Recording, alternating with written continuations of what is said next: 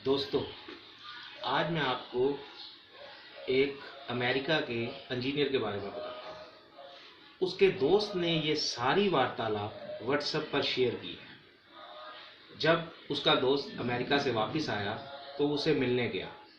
उसका वो दोस्त बहुत ही हंसी मजाक वाला चुलबुला दोस्त था। पर जब वो उसके घर गया तो वो बहुत ही सोच में बैठा हुआ, चिंता में। तो उसने उससे पूछा कि दोस्त, क्या बात है, तुम इतने उदास क्यों बैठे हो? चलो इस बात को छोड़ो, ये बताओ कि जिस देश में तुम गए, हमने सुना है कि हम उस देश से 100 साल पीछे हैं। क्या ये बात सही है? तो वो जो अमेरिका से दोस्त वापस आया हुआ था, उसने कहा, दोस्त, हम 100 साल नहीं, उनसे 1000 साल पीछे हैं और पीछे रहेंगे। क्योंकि वो लोग वहमों में, भ्रमों में, जातिवाद में, धर्म के जालों से बाहर निकल चुके हैं। वो लोग भगवान सिर्फ अपने काम को मानते हैं और उसी की पूजा करते हैं। किसी से ईर्ष्या नहीं करते, अपनी ज़िंदगी जीते हैं और उसी में खुश रहते हैं।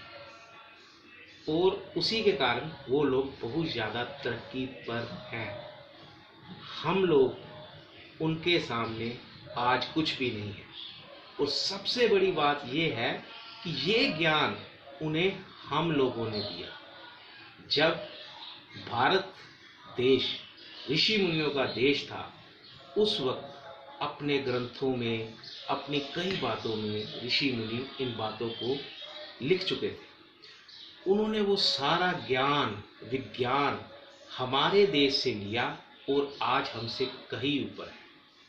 गुरु नानक देव जी की वाणी, पवन गुरु पानी पिता, माता तरत भान, ये वाणी सबसे ज़्यादा इस समय जो फॉलो की जा रही है वो बाहर वाले देशों में की जा रही है। वहाँ पर दरख्तों का, वृक्षों का, पानी के स्रोतों का ख्याल रखा जा रहा है।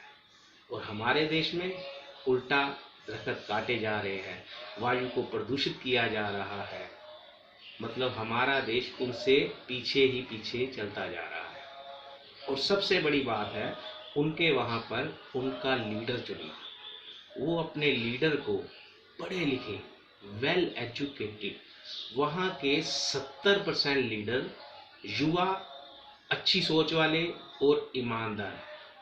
और हमारे यहाँ हम लीडरों को चुनते वक्त इन बातों का बिल्कुल ख्याल नहीं रखते, बल्कि हमको भी इन बातों का ख्याल रखना चाहिए कि हमारे लीडर पढ़े लिखे हों, तजर्बेकार हों, ईमानदार हों और युवा हों।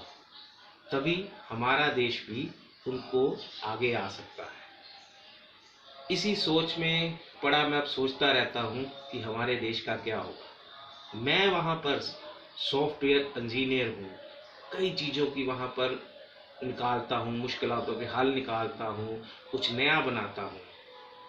पर नाम किसका होगा? उस देश का। आप लोग सिर्फ यहाँ पर हिंदुस्तान में यही कहेंगे कि एक भारतीय ने ये कर दिया। पर कभी आप लोगों ने ये सोचा कि वो भारतीय अपने देश में भी कुछ करना चाहता था, पर इस देश के सिस्टम ने, इस देश के करप्ट सिस्टम ने उसे इस देश में नहीं रहने दिया। वो ये देश छोड़कर चला गया और आज वो दूसरे देशों की सेवा कर रहा है। और आज भी यही हो रहा है। देश की 40% युवा आबादी नशों के चक्कर में पड़ी है। देश की 30% युवा आबादी बाहर देशों में जा रही है। और वो जो 30% युवा आबादी है, पढ़े लिखे नौजवान हैं, जो दूसरे देशों में जाकर उनकी तरक्की की तरफ ध्यान दे रहे हैं। इसमें वो गलत नहीं है, क्योंकि उनका जाना भी सही है कि देश का सिस्टम इतना गलत है कि वो यहाँ रहकर करेंगे क्या, इसलिए वो वहाँ जा रहे हैं। इसलिए देश के सिस्टम को बदलने के लिए आप लोगों को जागरूक होना ही पड़ेगा। चुनावों में इन बातों का ख्याल रखिए कि आपका जो उम्मीदवार हो वो किसी भी पार्टी का हो, चाहे वो कांग्रेस, बीजेपी, आम आदमी पार्टी, कोई भी पार्टी हो, वो उम्मीदवार पढ़ा लिखा, वेल एजुकेटेड, ईमानदार और युवा होना चाहिए। तभी हमारा देश तरक्की कर सकेगा और सही रास्तों पर चल सकेगा। और तभी बनेगा करप्शन फ्री इंडिया। मैं हाथ जोड़कर आप लोगों से यही निवेदन करता हूँ।